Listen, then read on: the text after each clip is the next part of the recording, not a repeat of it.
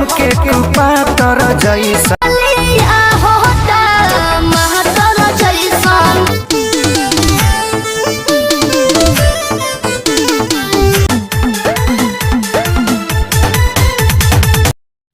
भाई लोग नमस्कार। जी हाँ दोस्तों, खेसारी लाल यादव जी का फैन होंगे तो हो जाइए तैयार, क्योंकि आप लोग के लिए खेसारी लाल यादव जी लेके आ रहे हैं काफ़ी ब्लास्ट लेवल का सॉन्ग। दोस्तों बता दूं, आज के वीडियो में आप लोग जानेंगे सुपरस्टार खेसारी लाल यादव जी के गाने तबाही गाने के बारे में। जी हाँ दोस्तों बता दूं, वैसे तो खेसारी लाल यादव जी का 1 तारीख को गाने रिलीज हो रहा है। जी हाँ दोस्तों, जिस गाने का नाम है तबला।